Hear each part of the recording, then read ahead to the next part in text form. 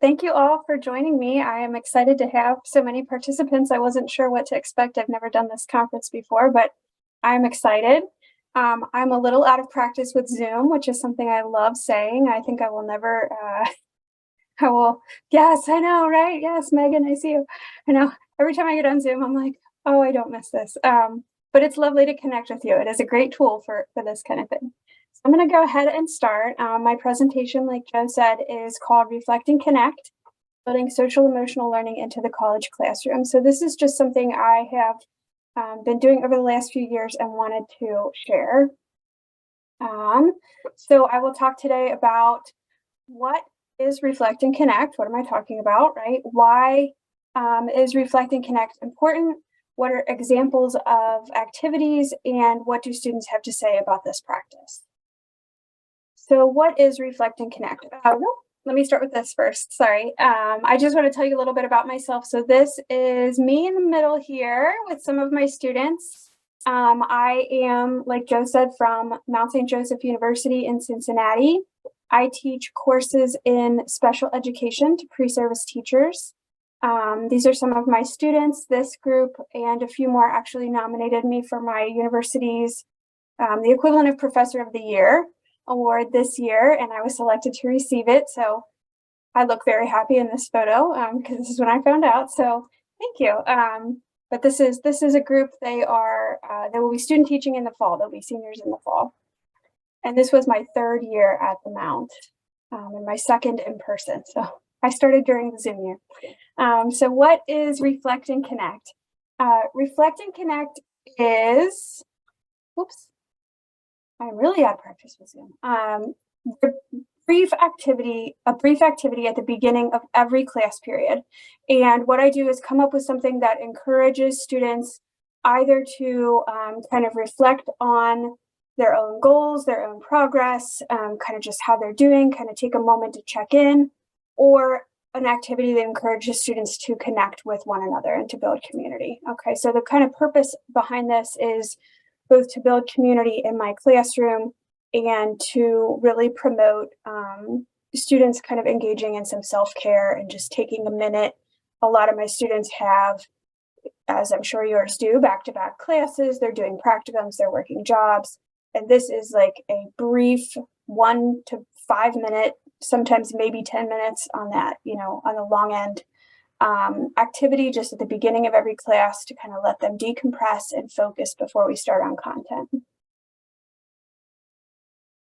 So why is this important? Why have I built this in? I started this during the Zoom year, what I refer to as the Zoom year, because it was my first year teaching at the Mount. I was at the University of Cincinnati prior, and I really wanted to be able to connect with my students, and I missed that in-person connection, as I'm sure we all did. And they missed it. I could tell that they were really struggling, being so isolated.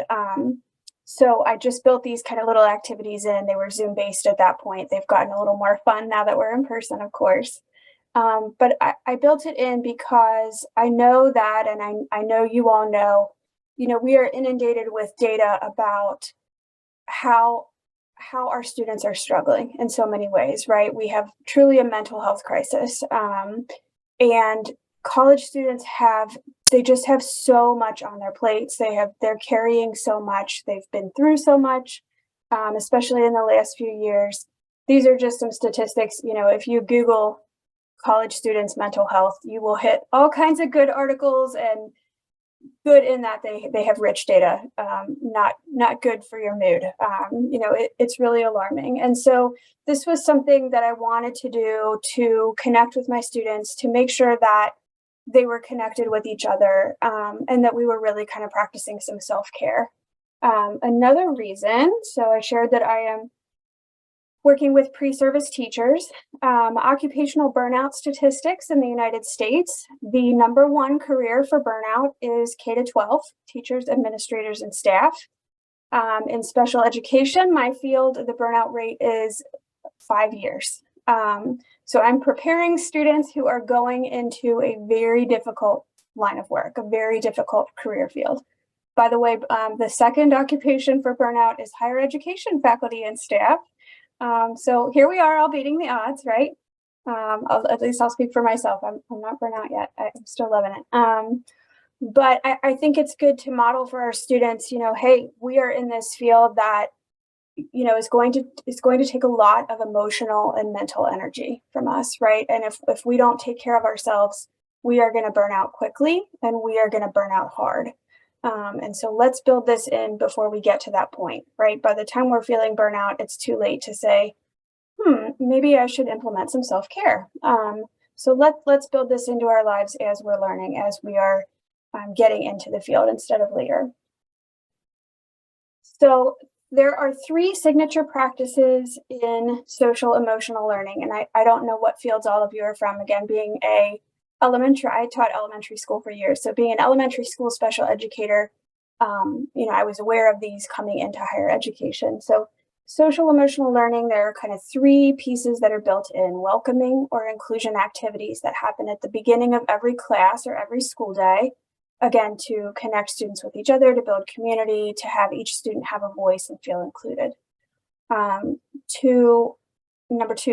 Practice number two is engaging strategies. So throughout the class, you are giving students an opportunity to dialogue with you, the teacher, to collaborate with one another, to really kind of weigh in on the content, to practice the content and grapple with it and not just sit and get for the entire period.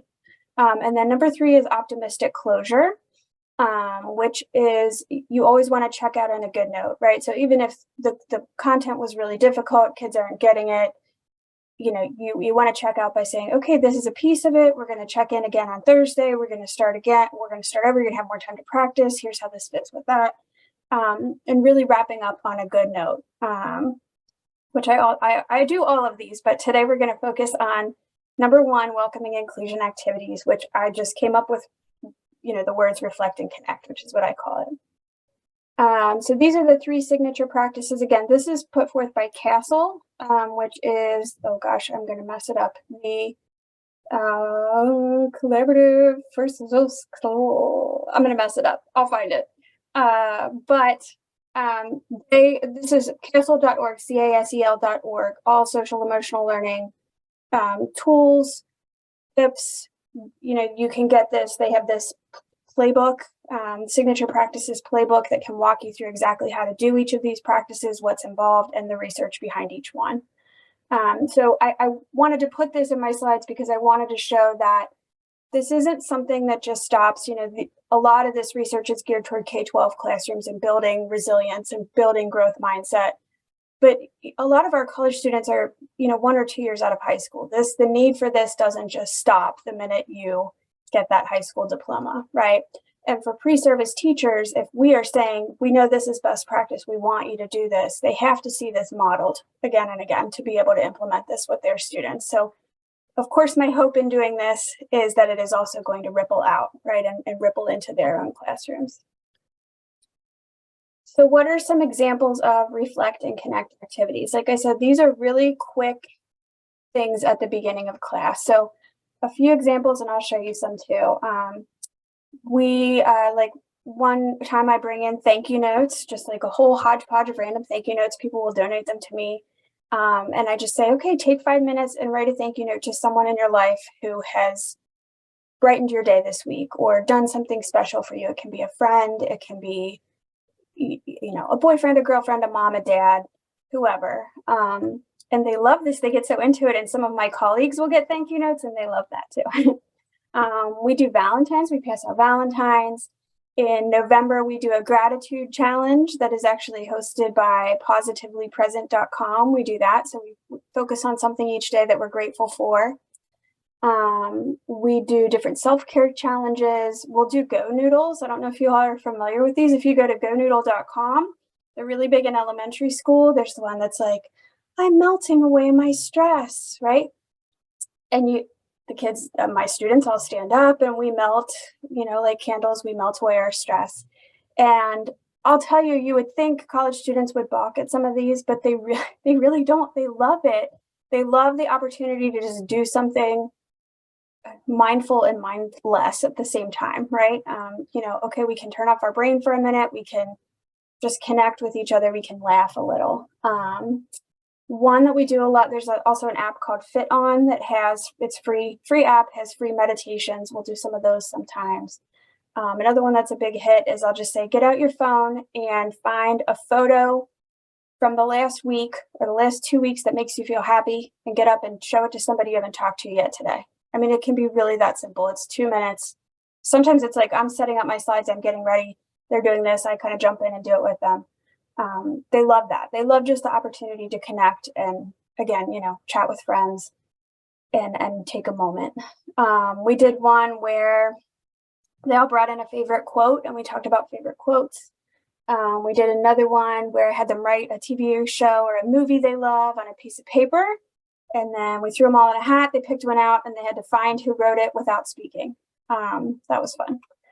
Another one they chose walk-up songs, like at a baseball game, and the walk-up song plays. And then when they did their final presentations, I played their walk-up songs for them. They loved that. That was also a hit. I had to encourage them to use clean lyrics. If you do that one, pro tip. They love sharing pictures of their pets. Sometimes I'll say, oh, you win the lottery. What would you buy? Where would you go? And what charity would you donate to? You get fascinating answers, what these kids would buy and what the charities that they want to donate to, bring up all kinds of stories about, causes that are near and dear to their hearts, which is really cool to see. I also have one. I'm going to get out of here for just a second and show you. I pulled up a few. So I have like a huge Google Drive folder full of these. I have Pinterest boards full of ideas. So this one is like halfway through the semester. I say write down, am I still sharing? Can you see that? Yes. Okay, good. Thank you. I love this. So I'll say, okay, you're the greatest of all time. Write down something that makes you the greatest of all time, something you've done really well this semester, and then write down a goal for the rest of the semester. Let's celebrate our success and not just, I feel like a lot of students are really good at beating up on themselves about, well, I'm not organized anymore. I had a late assignment and now everything's behind, and like, okay, I want to hear something you did great, right? And they struggle with that. It's interesting. So that one was always a good one. This number, I'll put this in the chat. If you call this when you have time, this is a number that in elementary school, if you call this, it'll say like, press 1 if you need a pick-me-up, press 2 if you need to hear a joke. And it's kids. They all recorded these sweet little messages. So we do that one a lot. That one's really fun because there's lots of options.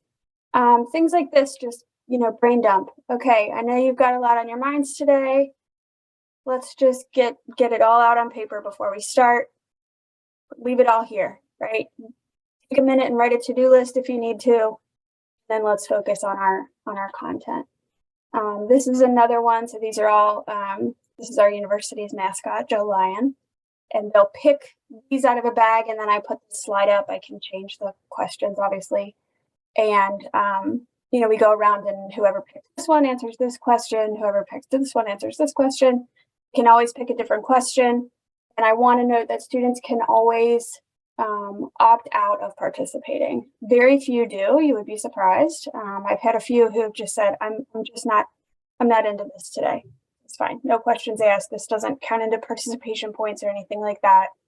But they always do have that option. So those are a few of my favorites. And I want to tell you, this semester, for that group that I shared the photo of, 2 of my students in there, Haley and Tanner, both emailed me and were like, hey, I have a really great idea for Reflect and Connect. Can I lead it on Thursday, or can I lead it on Tuesday? And it was amazing. It was so cool that they were like, hey, I really want to take ownership of that and run that. That's never happened before. So Haley ran one where we all wrote our names on a paper, and then we walked around and wrote nice things about each other on the papers, which was really fun. And Tanner is very talented at arts and crafts, and he made like crocheted items for everyone in my class. And then Reflect and Connect had them, pass them out and said a little bit about why he made what for each person. And then Hope is actually my daughter. And so I brought my kids to work with me over spring break. Their spring break, of course, did not line up with my spring break. And so my kids each led one, and they loved it. And the students, I'll tell you, my daughter is 8.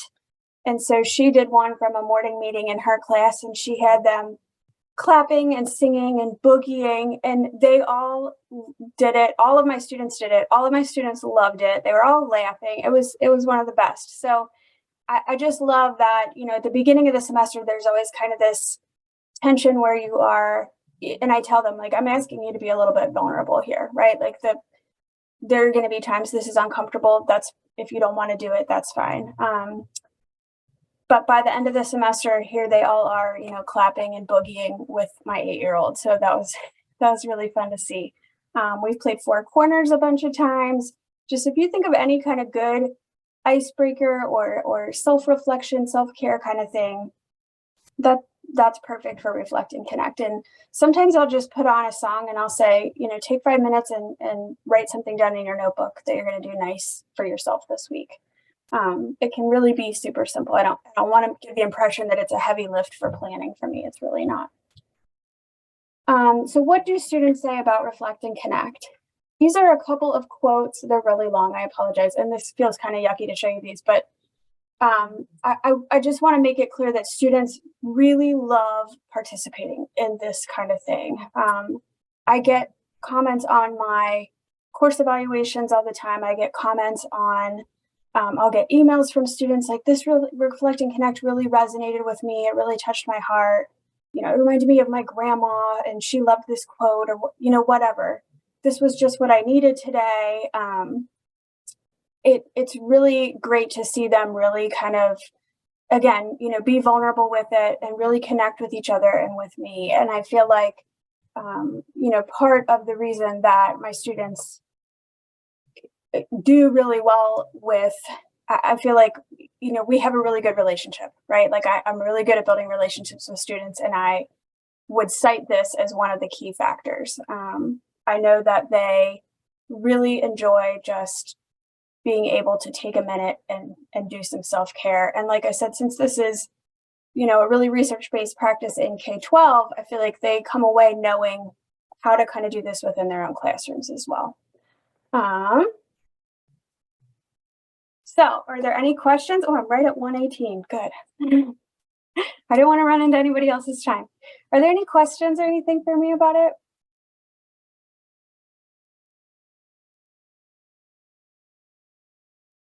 No. As some I have a question, but I just want to, like, it's so great that you're bringing this into higher ed, because we don't see it as often as I used to in K-12. And it's really just as powerful for these 18-year-olds to 22-year-olds and even non-traditional older students and single parent students. Yes, it really is. I'm glad you brought that up, Megan, because sometimes, you know, it's funny because at the beginning of the semester, a lot of my transfer students are the ones who are kind of looking around like, is she for real? Like, this is college, right? Like they're the ones who kind of are a little more hesitant to participate, but they do. And everybody, you know, it takes them another minute usually, but it does really, it's nice for them to, I think it helps them to feel more connected at our university and to feel more a part of things instead of just, you know, like, well, I just got here this semester and I don't know anybody. And then when we do group work, I think it helps students to be more collaborative as well. Yeah, thank you. Any other questions or comments? So I was a little curious about the difference between, you've got a big batch of potential activities, and a lot of the examples that I have heard from this are more we do the same thing at the beginning of every class. And I was wondering if you have any thoughts about the difference between between variety and consistency.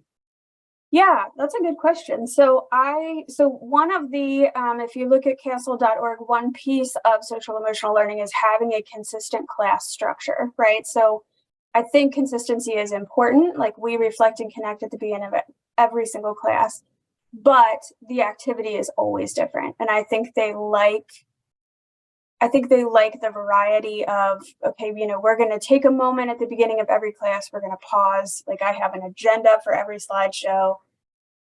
First, reflect and connect. Then we do what I call, review and revisit. So we talk about what we did last time. We connect it to what we're about to do today. You know, I do my interactive lecture, and then we wrap up same time every time. Look ahead. What's coming next? You know, what questions do you have? What are key takeaways today? So I think there is a lot to be said for consistency and structure, but I think changing up the actual activities keeps students interested in actually participating. And what's interesting is, like, I'm a faculty advisor for our honor society, and we had a meeting, and I opened the meeting and they're like, wait, aren't we going to do Reflect and Connect? And I was like, oh, I mean, we can. They're like, yeah, it's the beginning of the meeting. Like, we can't have a meeting without doing that first, you know. So they get used to that, and they look forward to, I think they look forward to the variety. And some students will say, like, I asked once, like, well, what would you say about Reflect and Connect? You know, like, I put it like on an exit ticket that I used, and one person said, like, well, some are better than others. I don't always like what you come up with. So I do think they like kind of just the variety and seeing what I come up with. And now that students have volunteered a couple of times to do it, I'm thinking next year I might experiment with saying, hey, you know, if you want to sign up and take control 1 week, just let me know. And, you know, it can be all yours. So yeah, did I answer your question, Joe? Yeah, very well. Okay. Thanks. Yeah, thanks. Any other questions?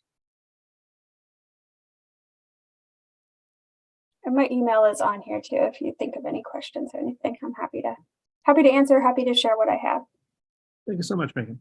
Yes, thank you. Thank you all.